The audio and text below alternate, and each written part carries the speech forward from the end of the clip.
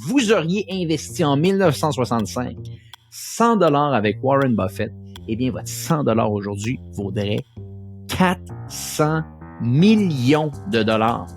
Donc, souvent, les gens, quand on investit sur le marché boursier, on se dit, avec le S&P 500, on va faire 7, 8, 10% à l'année. Effectivement, de 1965 à aujourd'hui, l'indice boursier du S&P 500 fait 10,2% d'intérêt composé en moyenne.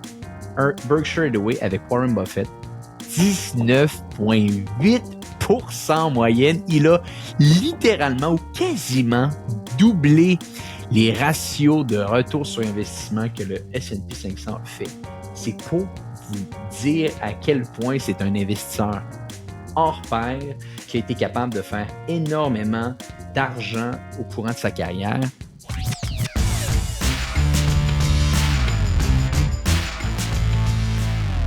Donc, bienvenue à tous. On est maintenant au 306e épisode du podcast Hypercroissance. Ça m'impressionne à chaque fois que je mets un numéro avant le lancement d'un nouvel épisode, à quel point qu'on a fait du chemin ici. Et aujourd'hui, sur l'épisode du jour, eh bien, c'est une discussion d'affaires avec mon bon ami Jonathan Léveillé. Jonathan qui vient nous expliquer un concept assez intéressant qu'il a mis en place avec son entreprise récemment. Vous allez voir, il y a eu beaucoup de changements chez Open Mind Technology. Il a été capable de faire un mouvement stratégique où est-ce qu'il a vendu une partie de son entreprise et garder le reste de son organisation pour se focusser sur une seule ligne d'affaires. Et il nous parle d'une activité qu'il a mis à l'intérieur même de son entreprise qui est assez formidable. Il va même nous donner littéralement un cas pratique de comment nous, on va être capable par la suite d'implanter ça dans notre entreprise. J'ai été une des personnes les plus captivées par tout ça et je pense que je vais mettre ça également en place dans mes entreprises. Également par la suite, on fait un retour sur la lettre aux actionnaires que Warren Buffett fait à chaque année avec Berkshire Hathaway. Donc, vous allez voir, c'est un épisode assez intéressant d'une 30aine de minutes ensemble, convaincu que ça va pouvoir vous donner beaucoup de contexte sur des choses que vous pouvez mettre en place avec votre organisation et également peut-être un petit peu d'inspiration pour les prochains jours. Également, comme à chaque podcast, je vous le demande si vous pouvez vous abonner. Si vous écoutez ce podcast en vidéo, abonnez-vous sur YouTube, ça ferait toute la différence pour nous. Et également, si vous êtes sur Apple Podcasts ou sur Spotify, cliquez également pour vous abonner pour recevoir tous les épisodes qui, vous le savez, sortent les lundis et le jeudi. Donc sur ce, je vous souhaite un excellent épisode du podcast Hypercroissance. Donc, on est de retour au podcast Hypercroissance avec nul autre que Jonathan Léveillé pour faire notre fameuse discussion d'affaires du jeudi. Mais avant toute chose, j'ai une annonce exceptionnelle à vous faire. Après avoir fait l'annonce en direct de San Francisco sur le podcast, comme qu'on voulait faire un événement avec tous les gens qui écoutent le podcast Hypercroissance et la communauté d'entrepreneurs du Québec, et après avoir eu quelques discussions avec notre réseau de contacts à l'interne, eh bien, je vous l'annonce, on va faire un événement en présentiel. Cet événement-là va avoir lieu à la fin mai 2024. Donc, si vous écoutez le podcast aujourd'hui, on est le 27 février 2024. Donc, littéralement, dans 3 mois, 90 jours, l'événement va avoir lieu. On va essayer de mixer ça avec l'événement de C2 Montréal qui se déroule également vers la fin mai. Il y a beaucoup de communautés, beaucoup de gens d'affaires. La communauté d'affaires est au centre-ville de Montréal. Donc, le soir, après une journée d'événements complets à C2, on va organiser l'événement du podcast Hypercroissance. Donc, on risque d'être capable d'avoir un maximum de gens business avec nous. On va faire l'annonce officielle de la date, à mon avis, dans les prochains podcasts. Mais si vous êtes déjà intéressé à venir et que vous avez peut-être envie même d'en parler avec les gens qui vont venir avec vous, vous allez retrouver dans les notes de l'épisode un petit formulaire que vous allez avoir à remplir de 2-3 questions qui vous demandent simplement votre nom, qu'est-ce que vous attendez de l'événement. On risque de faire des entretiens, 2 à 3 entretiens en direct avec, bien entendu, Jonathan, avec, bien entendu, d'autres membres du podcast Hypercroissance et peut-être des invités exclusifs qui ne sont jamais encore venus sur le podcast. Donc, allez dans les commentaires, remplissez le petit document. Très simplement, ça va être un événement qui sera pas tellement dispendieux, 20-30 $ à l'entrée. Vous allez avoir des drinks, des bouchées. Donc, on va faire ça davantage dans un contexte 5 à 7 avec peut-être 20, 30, 40, 50 personnes. On regardera un petit peu l'intérêt. Et on risque de faire également un souper exclusif à 5-10 personnes qui, ici, seront un petit peu plus dispendieux par la suite. Donc ça, c'est le format vraiment de l'événement. C'est le premier. Si on a du succès, vous aurez compris, on va en faire un deuxième, un troisième, etc. Mais ça va se dérouler au centre-ville de Montréal ou dans le Vieux-Port de Montréal fin mai 2024. La date exacte va être mise de l'avant dans un prochain podcast. Vous allez en entendre parler également sur les médias sociaux. Jonathan, est-ce que tu es heureux que finalement on fasse cet événement-là? Très heureux et j'ai quelques idées d'invités peut-être qu'on pourrait solliciter. Je sais que tu as un grand but d'une personne en particulier que tu aimes ramener sur ton podcast depuis longtemps. Je le nommerai pas là, mais tu as peut-être le nom en tête. Donc, je te lancerai le défi, Antoine, peut-être qu'on peut s'approcher cette fameuse personne. Oui, et voilà. Donc, bien hâte, je pense que ça va être le fun. Pour l'avoir. Et je pense que ça va être le fun de connecter avec les gens aussi en personne parce que c'est bien que vous nous écoutez régulièrement dans vos oreilles. Nous, on apprécie énormément d'avoir un touch point avec vous. Donc, en présentiel, c'est encore plus fun. Donc, super emballé pour l'événement puis hâte d'avoir tout le monde de la communauté en présentiel. Ça va être vraiment plaisant. Et également, simplement pour le mentionner, il y a beaucoup de gens depuis un bon bout de temps déjà qui voulaient faire des commanditaires, sponsors sur le podcast Supercroissance. Donc, vous aurez compris, faire un événement de la sorte, ça va coûter des sous. Et déjà qu'on met énormément de temps sur le podcast, on voulait également avoir un petit peu d'aide cette fois-ci pour l'événement. Donc, on a déjà 2 entreprises qu'on connaît très bien qui se sont portées garantes pour nous aider et être commanditaires pour l'événement. On les mentionnera bientôt quand l'événement sera officiel, mais il nous manquerait un joueur, une organisation qui serait intéressée à sponsoriser l'événement et par extension sponsoriser le podcast. Le plan de commandite va comme suit, c'est-à-dire que vous allez être présentateur officiel avec nos 2 autres commanditaires de l'événement. Vous allez avoir des annonces sur le podcast Supercroissance pour les 8 à 10 prochaines semaines jusqu'à l'événement. On va parler de vous, on va parler également de vous dans nos envois d'infolettres. Donc, vraiment une belle visibilité. Si vous êtes intéressé à sponsoriser l'événement et par extension sponsoriser le podcast jusqu'à l'événement, parce que je le répète, les 2 vont ensemble, venez m'écrire directement sur LinkedIn. Mon email est également dans les notes de l'épisode. Il nous manque simplement un commanditaire. Donc, s'il y a une entreprise qui écoute le podcast et qui pense depuis un bon bout de temps vouloir s'advertiser devant les entrepreneurs du Québec, bien, le podcast Supercroissance rejoint des dizaines et des dizaines de milliers de personnes par mois de la communauté d'affaires. Donc, ça peut être votre chance. Venez nous écouter sur LinkedIn.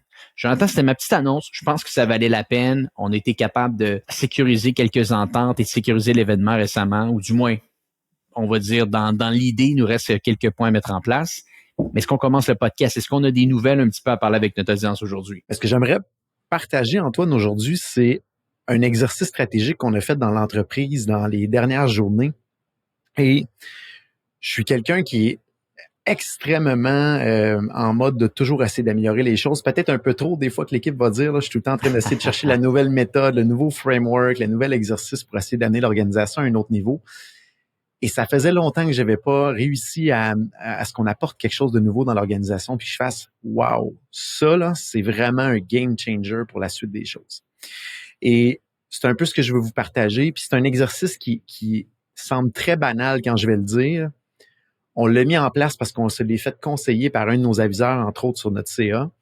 Et je me dis, bon, je vais embarquer, je vais le faire. D'après moi, ça va faire du sens. Mais mon Dieu, que nous, de notre côté, honnêtement, ça va être vraiment un très grand game changer. Et je pense que c'est l'événement dans les 2-3 dernières années qu'on a fait dans l'organisation qui, pour moi, me donne vraiment une input incroyable pour aller au prochain niveau. Tell me more. Et voilà, on part avec ça. Je mets une prémisse là-dessus, c'est que depuis bientôt 19 ans, on est une entreprise qui avait 2 grandes équipes de services.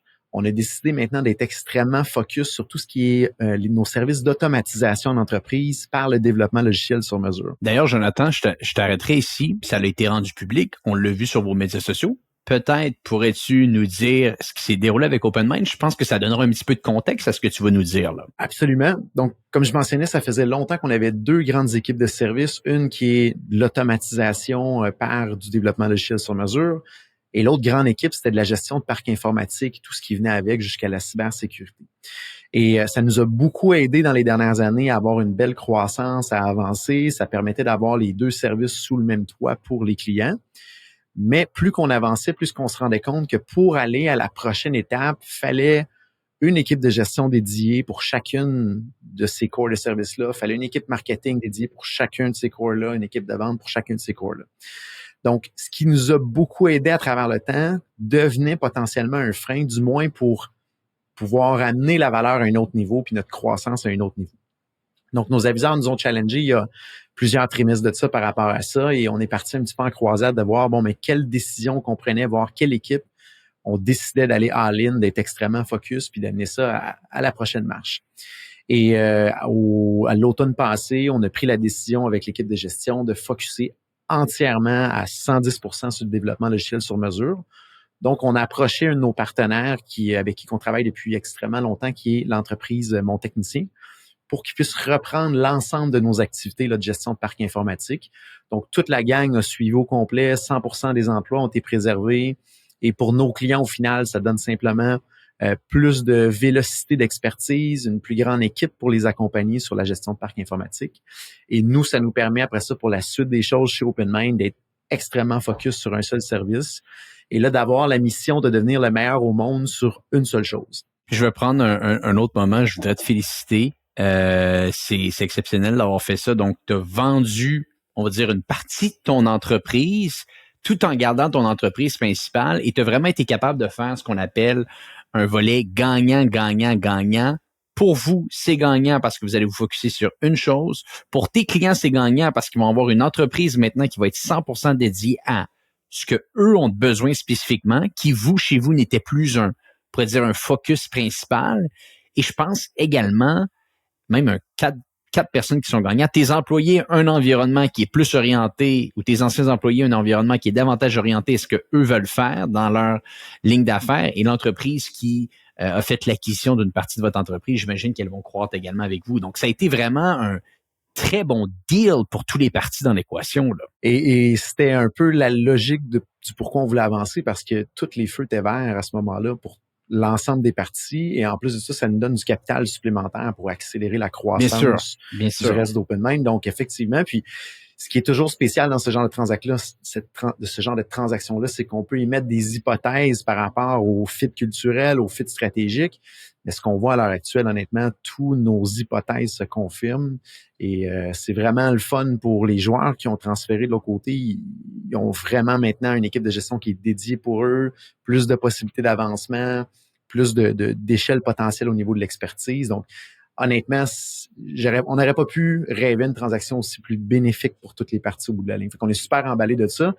Et pour la première fois en 19 ans, là, je peux dire qu'on est focus sur une seule chose. Et ça m'emballe énormément. On est déjà là, on voit un petit peu les effets sur l'organisation. Félicitations.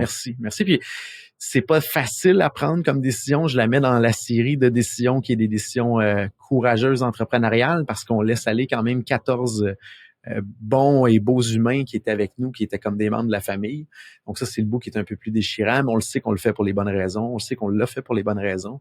Puis on sait que la nouvelle maison qui les accueille va être égale, sinon mieux, qu'est-ce qu'on pouvait donner et offrir. Et avant de continuer sur le sujet qui, je pense, notre audience a vraiment hâte d'entendre, est-ce que tu serais à l'aise dans un prochain épisode d'expliquer un petit peu tout le raisonnement, la procédure qui s'est déroulée derrière, sachant que maintenant c'est public, vous l'avez annoncé sur vos médias sociaux, mon technicien également l'a annoncé sur ses médias sociaux, je l'ai vu. Est-ce que c'est quelque chose que tu serais à l'aise? Parce que j'ai vraiment l'impression que la communauté d'entrepreneurs qui nous écoute se pose des questions comme ça. Souvent, on bâtit une organisation et on pense que pour croître, on a besoin de plus de lignes d'affaires. Des fois, c'est vrai, mais des fois, comme Jonathan le mentionnait, à un certain point, ça peut être un frein dans notre croissance. Donc, il faut trouver la bonne façon de préparer l'avenir. J'ai l'impression que ça pourrait être un cas intéressant à décortiquer sur le podcast, là. Ça me ferait plaisir qu'on en parle un peu plus en détail dans un autre épisode d'Antoine. Absolument. Fantastique. Bon, on vient de se créer un prochain épisode. Donc, je referme la parenthèse. On revient à ton exercice. Vous êtes une entreprise maintenant 100% orientée développement logiciel sur mesure.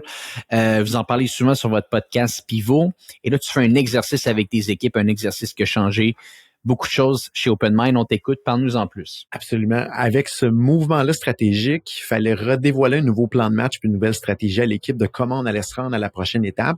Donc, avec l'équipe de gestion, on a concocté quand même un très bon plan stratégique, mais un de nos aviseurs sur notre CA nous a dit, écoutez, ça serait important que vous alliez sonder l'ensemble de l'organisation d'une manière très structurée Et cette personne-là nous a partagé un peu comment que lui, il l'avait fait à l'époque, qu'il avait dû prendre exactement la même décision que nous, de laisser partir une partie de l'équipe pour se focusser sur une autre partie. Donc, ce qu'on a fait, puis ça va l'air très anodin comme exercice, mais je vous le dis, j'ai été vraiment très surpris de ce qui est ressorti de là, puis comment ça s'est passé et les après rebonds ou conséquences positives de cet exercice-là. Donc, ce qu'on a fait, ce que la personne nous a recommandé, ce qu'on a mis en application, c'est de faire des séances, des blocs de 2 heures de focus group avec des groupes de 7 à 10 personnes dans l'organisation, mais de faire des groupes extrêmement éclatés, donc des groupes hétérogènes. Donc, pas juste 7 à 10 développeurs, mais de prendre 2 développeurs avec un chargé de projet, mais une personne du marketing, une personne des ventes, une personne des finances. Donc, de faire le tour de l'organisation par bloc, par petit groupe de 7 à 10 personnes, 2 heures par bloc, et à ce moment-là, de poser la même série de questions à ces divers groupes-là. Donc, c'est des questions qui sont prédéfinies à l'avance et la logique, c'est de mettre en situation les gens où que, exemple, moi qui pose la question à l'ensemble du groupe, je ne fais que poser des questions. Je ne réponds à aucune question et je ne dirai rien pendant les 2 heures, outre que poser des questions et peut-être de poser des sous-questions. Et c'est hallucinant la dynamique qui s'installe quand on lance une question dans le milieu du groupe. On était assis un petit peu en format cercle, en format rond, en rond. Je lance une question, exemple, dans la série de questions, c'est « Est-ce que vous pensez que notre mission est encore à jour? » Et hallucinant ce qui se passe juste avec cette question-là parce que les gens vont dire « Hey, c'est quoi notre mission? Est-ce qu'il y en a qui s'en souviennent? Ouais. OK, ça, c'est notre mission. Hey, on est sûr que c'est ça? Ça fait-tu du sens? Puis, ah non, on veut aller vers là. Peut-être faudrait la retravailler. » Et là, de voir l'ensemble de la dynamique de tous les joueurs dans les différentes équipes et après ça, de pouvoir benchmarker ça d'un groupe à l'autre, d'un bloc de 2 heures à l'autre, honnêtement, c'est hallucinant parce que on se rend compte après qu'il y a des choses qui reviennent d'un groupe à l'autre, comme si chacun des groupes s'était parlé. Il y a des tendances qui se dessinent. Par exemple, dans les questions qu'on a posées, c'était est-ce que notre mission est encore à jour, mais ça découle de qui s'en souvient? Ça fait-tu du sens? C'est toujours aligné? Après ça, est-ce que nos valeurs sont encore à jour? Et là, les gens vont dire hey, moi, je les vis les valeurs. Non, moi, je vis pas telle valeur. Après ça, hey, cette valeur-là, elle me parle pas du tout. Mais l'autre dit oui, moi, elle me parle, celle-là. Et là, finalement, souvent, ce qui va être dit dans un groupe se retrouve dans l'autre. OK, on a un problème avec cette valeur-là en particulier. Ça rejoint pas les gens ou les gens l'interprètent pas comme il faut. Mais après ça, dans les questions qu'on a posées, c'était dans qu'est-ce qu'on est bon qu'on devrait continuer à faire? Qu'est-ce qu'on n'est pas bon qu'on ne devrait plus faire? Qu'est-ce qui nous manque pour aller à la prochaine étape? Qu'est-ce qui nous manque comme formation? Qu'est-ce qui vous manque comme outil? Qu'est-ce que vous comprenez du plan stratégique jusqu'à aujourd'hui? Qu'est-ce qui vous fait peur dans le plan stratégique? Qu'est-ce qui vous rassure? Donc, on a vraiment sorti une série de questions et en lançant ça dans les airs à travers les gens, Antoine, j'ai à peu près 90 points ou 90 idées qui ressorties de ces 4 fois 2 blocs de 2 heures-là. Et on a des tendances très claires qui ont ressorti dans les équipes qu'on fait « Oh mon Dieu, on avait en tant qu'équipe de gestion un blind spot sur le point A, B et C. Et on a des confirmations sur D, E, F, G. » Et honnêtement, la transparence que les gens ont faite, puis l'honnêteté, la franchise, on l'a dit, là, on a dit aux gens ici, là, honnêtement, on peut tous dire, c'est un safe space. Il n'y a aucune représaille sur ce qui va être dit aujourd'hui. On est vraiment juste en mode écoute, donc faites-nous plaisir de vraiment nous dire ce que vous avez en tête. On est sorti de là, l'équipe de gestion. J'avais ma personne au HR qui était avec moi, puis mon directeur général. Et les trois, on disait rien autre que moi, je posais une question de temps à autre. Les deux étaient silencieux, prenaient des notes. Et mon Dieu, que moi, ça m'a permis de me connecter avec vraiment ce qui se passait dans l'ensemble de l'organisation, comprendre les enjeux de l'organisation, comprendre les enjeux individuels. Et l'autre grand bénéfice qu'il y a, c'est que pour la première fois, les gens d'une équipe commençaient à comprendre la réalité d'une autre équipe. Et ça, c'est wow, parce que quand quelqu'un des ventes commençait à parler qu'il y avait un problème par rapport aux soumissions qui étaient déposées parce que ça coinçait au niveau des évaluations de production, il y avait des échanges que, hey, mon Dieu, j'ai jamais vu ça comme ça. Et là, il y avait un développeur qui disait, mon Dieu, je comprenais pas ta réalité, mais là, je la comprends. Puis là, il y a la personne des finances qui se lève, qui disait, moi, j'ai telle problématique. Et là, l'autre équipe comprend. Incroyable, cet échange-là de connaissances entre les équipes et cet échange-là de réalité et de compréhension de réalité, ça a été un autre gain vraiment qu'on a été chercher au final. Donc, ça nous a, en gros, identifié des blind spots, confirmé des perceptions qu'on avait ou des hypothèses qu'on avait. Ça a augmenté énormément le sentiment de contribution et d'appartenance des joueurs. Il y a des joueurs qui m'ont écrit après dire « Je suis vraiment content de pouvoir donner mon opinion puis donner ma couleur pour la nouvelle page qu'on écrit de l'organisation d'OpenMind. » Ça a permis aux gens de connaître les réalités des collègues puis des autres équipes. Et ça a permis à nous de se connecter vraiment avec les gens, puis surtout d'évaluer les tendances à travers les divers groupes qui, des fois, ils se dessinent extrêmement clairement. Il y a des choses qui ont sorti, là, Antoine, je te dis, je fais, mon Dieu, comment ça que ça, on l'a pas vu? Et les 4 groupes l'ont dit de manière très claire, comme si les groupes s'étaient parlé entre eux autres, puis c'était pas le cas. Donc, ça a été vraiment pertinent comme exercice, plein de choses qu'on va mettre en action, plein de choses qui nous confirment qu'on est dans la bonne direction. Puis je pense que ça va vraiment nous permettre d'avoir un effet de levier pour la suite des choses, mais de surtout permettre aux gens d'apporter leur couleur et leur voix au plan stratégique qu'on va dévoiler dans 2 semaines.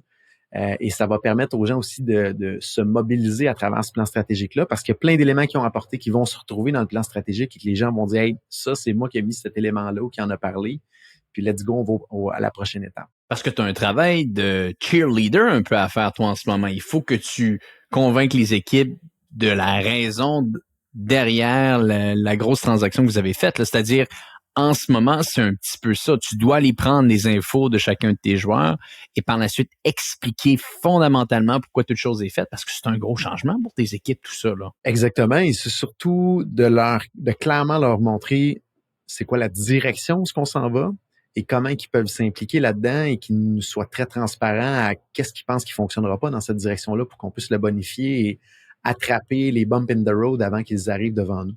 Donc, de juste, je pense, dévoiler un plan stratégique sans aller chercher la voix des gens, ça aurait probablement pas donné le même résultat au bout de la ligne. Mais mon Dieu que ça nous aide à optimiser ce plan-là et après ça, vraiment mobiliser les gens à travers tout ça. Je pense que ça va être vraiment game changer. Et ça faisait longtemps que j'avais pas eu la chance d'implanter un nouvel exercice dans l'organisation qui, je pense, va vraiment faire une grosse différence. C'était la raison du pourquoi je voulais en parler aujourd'hui.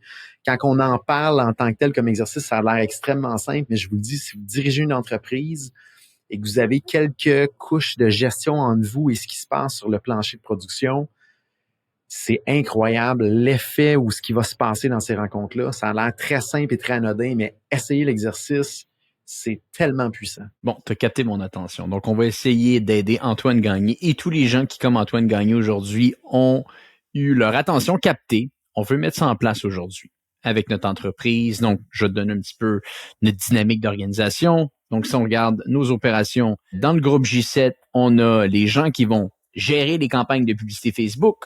On a les gens qui vont gérer les campagnes de publicité Google.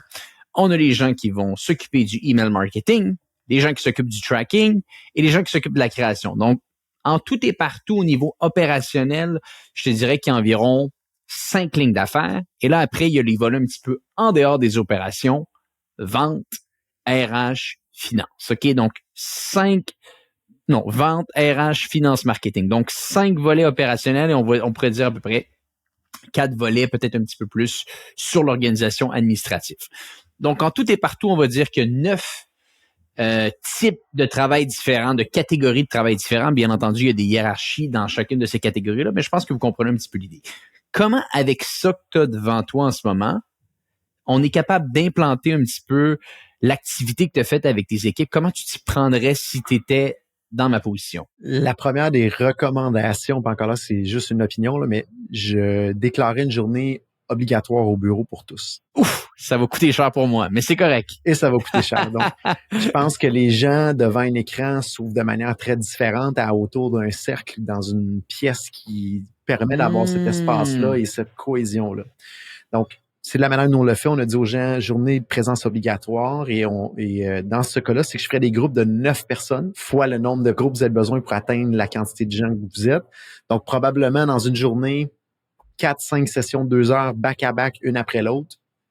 On définit une liste de questions qui est importante, qu'on voudrait avoir des réponses ou des confirmations par rapport au plan stratégique. et on part avec ça. On envoie les invitations à tout le monde pour dire, on va avoir votre voix, on va avoir votre opinion sur une série de questions qui va découler après sur la finalisation du plan stratégique et la présentation du plan stratégique. Et tout simplement, je fais arriver les choses. Pas plus compliqué que ça. Valider qui devrait être avec vous aussi dans cette session-là. Moi, je pense que ça vaut vraiment la peine qu'une personne au niveau des HR soit là pour comprendre vraiment ce qui se passe et les enjeux. Une personne d'opération également qui soit là pour venir aider à intégrer ces éléments-là dans le plan stratégique par la suite. Et je ferais la nuance là-dessus. Là. Au début, je me demandais si je devais le faire seul ou avec d'autres gens autour de moi. Il y a tellement des choses qui ont sorti incroyables dans ces meetings-là que je suis extrêmement reconnaissant qu'il y ait d'autres gens dans l'équipe de gestion qui étaient là dans toutes les rencontres pour pas que moi, j'aille à prendre mon bâton de pèlerin et à les convaincre que l'élément X est extrêmement important parce que moi, je l'ai entendu et je le sentais comme ça. Eux-mêmes le savent que ça, c'est important puis on n'a pas besoin de débattre. Donc, les gens qui devraient être en silence avec vous, qui devraient être en ghost, devraient être les personnes qui vont vous aider à prendre les décisions et à confirmer le plan stratégique. Dans notre cas, à nous, c'est notre directeur général et notre personne au HR. Et ça, je le recommanderais fortement dans ton cas, Antoine, ou d'autres qui nous écoutent. Réfléchissez à qui va aider à prendre les décisions sur le plan stratégique. Il devrait être là en silence dans la rencontre. Ça va faire toute la différence après pour pas que vous ayez à convaincre quelqu'un que finalement, il y a quelque chose qui est super important ou une zone grise qui est importante. Il va l'avoir entendu de ses propres oreilles des gens de l'équipe. Ça fait toute une grosse différence. Comme un voice of customer, il n'y a rien qui vaut le fait de l'entendre par soi-même de manière auditive et visuelle que versus un résumé écrit ou quelqu'un qui retransmet le message, ça n'a pas le même impact. Et peut-être pour terminer, avant que je te parle d'une nouvelle ou ce que je vais vouloir avoir ton opinion sur le volet finance, là, tu as un plan stratégique, ça fait longtemps que tu penses à tout ça, ça fait longtemps que toi et moi on en parle. Donc, je savais un petit peu que tu t'enlignais vers ça au niveau de ta stratégie, ton organisation. Mais là, à quel point que tu vas changer la direction? Est-ce que c'est simplement des ajustements ou fondamentalement, tu penses que stratégiquement, tu te dois de prendre un petit peu plus de temps avant de le montrer à l'équipe? On avait vraiment un bon plan. Initialement, c'est des optimisations qu'on va pouvoir faire dedans et des confirmations de certains items qu'on avait. Puis on était déjà en bonne... On avait dévoilé un plan stratégique il y a 2 ans qui était sur une échelle de 5 ans et je dirais c'est une continuité de ce plan-là. C'est juste que là, on vient enlever du bruit autour parce qu'on se concentre juste sur une chose, puis on vient raffiner des éléments pour être plus précis de comment on va le faire et surtout comment on a besoin de tout le monde et comment les gens peuvent participer à ça. Ça, c'est un autre outil qu'on a implanté qu'on appelle l'OGSM, qui est Objective Goal Strategy and Measure, qui nous permet d'avoir un beau plan stratégique qui se découle en 3 niveaux, à partir vraiment du haut niveau de l'équipe de gestion jusqu'aux gestionnaires, les middlemen, puis les gens de production. Ça, c'est un autre outil, mais aujourd'hui, je pense que je me limiterai à ce que je viens de mentionner. Bon, ben tu vois, on va avoir plusieurs épisodes de podcast bientôt au GSM, je m'en rappelle. Je vais vouloir que tu nous expliques en détail les raisonnements, comment que la transaction a eu lieu. Je pense que c'est un succès vraiment sur toute la ligne pour tous les partis, donc ça vaut la peine d'expliquer ça à notre audience. Avant de te laisser filer, Jonathan, je voulais te parler de quelque chose que j'ai lu dans les nouvelles et je trouvais ça donc intéressant. Donc, comme beaucoup de gens le savent, Warren Buffett, à chaque année, fait sa lettre aux actionnaires, les actionnaires de son entreprise Berkshire Hathaway, qui est une des 5 à 10 plus grosses, peut-être même dans les top 5 des plus grosses entreprises en termes de capitalisation boursière au monde. J'ai quelques questions pour toi, Jonathan, pour voir qu'est-ce que tu penses qui aurait été fait. Donc, je te ramène à 1965 avec le lancement de Berkshire Hathaway, une entreprise de Warren Buffett qui rentre sur le marché public. À ce moment-là, tu as la chance, Jonathan, d'investir $1 avec notre ami Warren ou $1 dans le S&P 500. On amène ça maintenant aujourd'hui, donc littéralement, ça nous fait 57 années plus tard. Quel investissement t'a rapporté le plus d'argent, selon toi? Je serais prêt à parier ma vie au complet que d'investir avec Warren aurait été plus que bénéfique que le reste de l'ensemble du marché ou les autres possibilités. Là. Ben effectivement, tu as raison. Donc, pour donner un peu de contexte à l'audience, le stock de Berkshire Hathaway a fait 4400%. Non, excusez-moi, 440 000%. En tout cas, c'est un chiffre qui est excessivement élevé. 4,00000. Donc, c'est beaucoup de pourcentage comparativement à 31 000 % que le S&P 500 fait. On va essayer de simplifier ça très simplement à l'audience. Vous auriez investi en 1965 100 $ avec Warren Buffett, eh bien, votre 100 $ aujourd'hui vaudrait 400 millions de dollars. Donc, souvent, les gens, quand on investit sur le marché boursier, on se dit, avec le S&P 500, on va faire 7, 8, 10 % à l'année. Effectivement, de 1965 à aujourd'hui, l'indice boursier du S&P 500 fait 10,2 % d'intérêt composé en moyenne.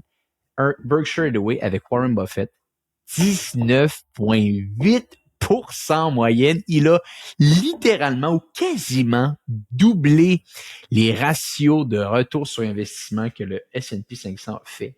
C'est pour vous dire à quel point c'est un investisseur hors pair qui a été capable de faire énormément d'argent au courant de sa carrière. Quand je lisais les chiffres, les lettres ce matin, j'en revenais pas de me dire à quel point que tu peux avoir un delta autant important comparativement au marché boursier qui, habituellement, on se dit, bon, le marché fait 7, 8, 10 %, je vais investir mon argent sur le S&P 500. Eh bien, imaginez 2 fois vos rendements avec Warren Buffett depuis 1965. 100 $ vaut 400 millions aujourd'hui. C'est pour dire, ça reste excessivement impressionnant. Ta perception, Antoine, depuis que M. Munger n'est plus de cette terre, malheureusement, feu Charlie Munger, l'avenir de Berkshire Hathaway, comment que toi, tu perçois ça? Parce que la croissance, elle est incroyable dans les dernières années. Le passé n'est pas nécessairement garant du futur. Je pense que Charlie Munger était une des peut-être les sinon égales ou sinon plus que Warren Buffett en arrière-plan. Il n'est plus là. Est-ce qu'ils ont réussi à passer le flambeau à d'autres bonnes personnes qui vont continuer ça ou même de renouveler un peu le modèle d'affaires parce que c'est pas vrai que ce qui a bien fonctionné dans les 50 dernières années va bien fonctionner en avant de nous. Ta perception, Antoine? Ben, selon eux, bien entendu, la relève est déjà bien mise en place. Ils ont dévoilé les successeurs de Warren Buffett il y a déjà un bon bout de temps déjà, donc la relève est déjà en place. Écoute, il y a toujours des grosses questions qui sont à répondre quand des fondateurs charismatiques qui représentent l'entreprise, c'est plus tellement des fondateurs ou des chefs d'entreprise, c'est rendu davantage des chefs du marketing. C'est-à-dire, Warren Buffett est vraiment le cheerleader, le marketeur de cette entreprise-là, pas en mode de faire du contenu ou quoi que ce soit, mais c'est lui la face et sa lettre aux actionnaires, c'est le plus gros coup marketing de l'entreprise à chaque année, et ça depuis des dizaines et des dizaines et des dizaines d'années maintenant. Donc, c'est sûr qu'à un certain point, on pourrait argumenter en disant Warren Buffett est le produit de Berkshire Hathaway. Faut le dire, il y aurait cet argument-là qui pourrait être fait, de dire un peu comme Elon Musk. C'est-à-dire que si Elon Musk est plus là, est-ce que Tesla, SpaceX ont autant de valeur? Il peut y avoir ces questions-là qui sont posées. Maintenant, il y aurait l'argument inverse qui dirait, écoute, on disait ça de Steve Jobs. Steve Jobs est parti, le stock a fait, le chiffre exact, je peux plus dire, mais il a fait au moins 10, peut-être même 20 fois depuis qu'il est décédé. Bref, peut-être tu as la chance de regarder rapidement les chiffres, Jonathan, mais ça l'a fait au moins x10 depuis que Steve Jobs est décédé. Donc, il y aurait cet argument-là ici. Je pourrais pas répondre directement à la question. J'aurais tendance à dire que sur le court terme, à mon avis, comme on le vit avec Apple, il y a énormément de planification qui a été faite sur plusieurs années. Il y a un plan de relève qui a été mis en place. Sur les 5, 6, 7 premières années, j'imagine qu'on est capable de vivre un petit peu de la planification qui a été mise en place avec Munger, avec Buffett, si malheureusement, ultimement, Warren Buffett décède. Mais par contre, quand tu viens sur une deuxième étape, ce que vit littéralement Apple en ce moment, quand tu as passé ce 5-10 années-là que tu es capable de vivre des innovations antérieures, ben là, tu te retrouves vraiment face à devoir te réinventer. Et c'est là que des entreprises, je pense, ça devient beaucoup plus difficile. On le voit avec Apple. Là, oui, ils ont lancé le nouveau casque de réalité virtuelle et de réalité augmentée, mais c'est à quand remonte la dernière grande innovation d'Apple? Et on était dans un environnement... Le mois passé. Le mois passé, mais avant oui, ça, avant le casque de réalité virtuelle puis de réalité augmentée, comme je te dis, trop loin. Et puis encore une fois, soyons honnêtes, ils sont deuxième joueur sur le marché. Il y a eu des bons commentaires, mais c'est pas comme si au moment où on se parle, c'est encore révolutionnaire. Donc, je pense que il y a un point d'interrogation, il y a un marché qui se dessine là-dedans. Apple va être un gros joueur, mais c'est pas comme si c'était évident qu'ils avaient gagné encore le marché. Mais effectivement, je pense qu'on pourrait faire l'argument que c'est ici que ça va se dessiner. Mais ça a été très peu. C'est pas le même Apple. C'est un Apple qui est très opérationnel, orienté sur la marge de profit, retour aux actionnaires, chose qu'on voyait moins avant. Donc, je pense que, réponse simple, l'entreprise peut vivre 5 à 10 ans sur la planification, la dynamique qui a été installée avant le décès, mais la vraie réalité te fait face quand tu as été à bout des innovations anciennes et que tu dois te réinventer en tant qu'entreprise. Et tu avais une bonne mémoire, c'était presque 10 fois depuis que Steve Jobs est décédé, c'est 11 fois, 10 11 points fois. quelque chose. Donc, toujours impressionnant, Antoine, ta mémoire. Juste comparer les positions cash entre Apple et Berkshire Hathaway. Apple a présentement 72 milliards de dollars dans les coffres à l'heure actuelle. Ils ont commencé à en retourner aux actionnaires par dividendes, rachat d'actions et compagnie.